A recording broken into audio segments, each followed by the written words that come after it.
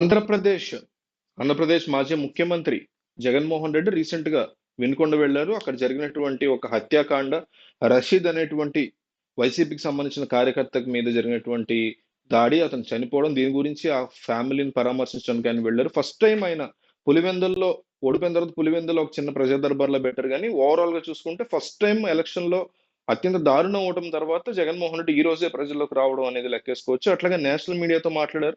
Local మీడియాతో కూడా మాట్లాడారు. త్వరలో తన అసెంబ్లీకి కూడా ఆయన రాబోతున్నట్టుగా చెప్పారు. ఈ ఆంధ్రప్రదేశ్‌లో జరుగుతున్నటువంటి హత్యాకాండ, విధ్వంసాలు ఇన్ని రోజుల్లో, నెల రోజులు లేదా 40 రోజుల పాలనలో ఎవరెవరు చనిపోయారు, ఎక్కడెక్కడ చనిపోయారు అనేది మొత్తం ఆయన చెప్పుకుంటూ వచ్చారు. కొన్ని చోట్ల బలవంతపు ఆత్మహత్యలు జరిగాయని, ఇంకొన్ని చోట్ల హత్యలు జరిగాయి. తెలుగుదేశం పార్టీ క్యాడర్ వైసీపీ వాళ్ళని చంపేస్తుందని. ఇవన్నీ కూడా ఆయన అలిగేషన్స్ ఏసుకుంటూ వెళ్లారు. అయితే త్వరలో రానున్నటువంటి బుధవారం నాడు ఢిల్లీలో ఒక మహాధర్నాకి వైసీపీ ప్లాన్ చేస్తుంది.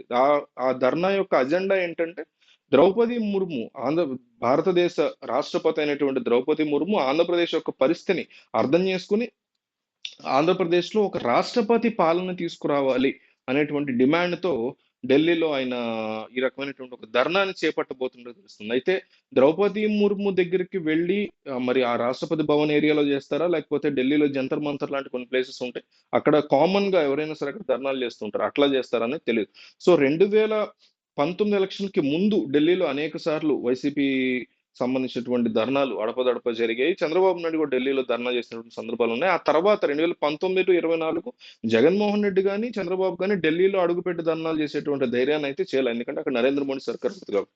సో, ఇప్పుడైనా సరే జగన్మోహన్ రెడ్డి ఢిల్లీలో ధర్నా అనేది ఒక లిమిట్‌గా చేస్తారు. ఎందుకంటే జగన్మోహన్ రెడ్డి నరేంద్ర మోడీని ఒక రకంగా ఇబ్బంది పెట్టే దిశగా ఆయన వెళ్లరనే మాట ఎక్కువ వినిపిస్తుంది. ఎందుకంటే ఈయన మీద ఆల్రెడీ ఉన్నటువంటి కేసుల వల్ల గావచ్చు.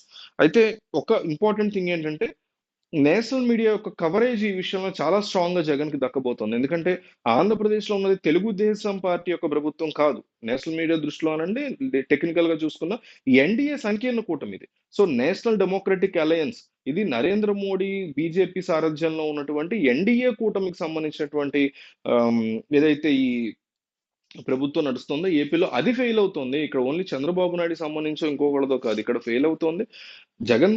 చంద్రబాబు నాయుడు అధ్యక్షతన ఉన్న ఎన్‌డీఏ ప్రభుత్వం.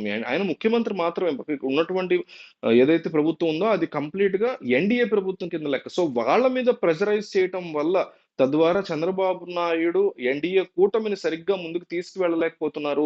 కేవలం 40 రోజుల్లో 30 పైగా సంఘటనలు జరిగాయనే అంశాన్ని నేషనల్ వైడ్‌లో హైలైట్ చేయగలిగితే అది నరేంద్ర మోడీ లేపోతే మిగతా వాళ్ళ పట్ల గూడా విపరీతమైనటువంటి స్ప్రెడ్ గనుక చేయగలిగితే ఖచ్చితంగా ఏపీలో దెబ్బ చంద్రబాబుకే పడుతుంది. ఎన్‌డీఏ సంకీర్ణ కూటమి పడిపోయేంత ప్రమాదం లేకపోయినా, ముఖ్యమంత్రి క్యాండిడేట్‌గా చంద్రబాబు నాయుడు ఫెయిల్ అయ్యారని, లేకపోతే బీజేపీ క్యాండిడేట్ ఎవరికన్నా బీజేపీలో కూడా 8 ఎమ్మెల్యేలు గెలిచారు కదా! జనసేన 21 మంది గెలిచారు. వీళ్ళెవ్వరికీ కాకుండా పవన్ కళ్యాణ్‌ని కూడా కాదని హోంమంత్రి కింద మంత్రి అనితను పెట్టారు కాబట్టి, సో వీళ్ళు ఫెయిల్ అయ్యారు అనేటువంటి అంశాన్ని ప్రొజెక్ట్ చేయడం కోసం చంద్రబాబు నాయుడు కుర్చీ అనండి, పీఠం అనండి, లేకపోతే అనిత యొక్క పదవి అనండి, వీటిల్ని సరిగ్గా ఇవ్వలేదు, ఏపీలో సరిగ్గా చేయలేకపోతున్నారనే అంశాన్ని నేరుగా మోడీ, అమిత్ షా వద్ద హైలైట్ చేయడం కోసం నేషనల్ మీడియాలో దీన్ని ఒక ఇష్యూగా క్రియేట్ చేయడం కోసం జగన్మోహన్ రెడ్డి తన యొక్క ప్లాన్‌ని, రాజకీయ ప్లాన్‌ని ఆయన ఈ రకంగా వేసుకున్నారు అనేటువంటి మాటలైతే వినిపిస్తున్నాయి. సో, దీని మీద మీ అభిప్రాయం ఏంటో కామెంట్ చేయండి.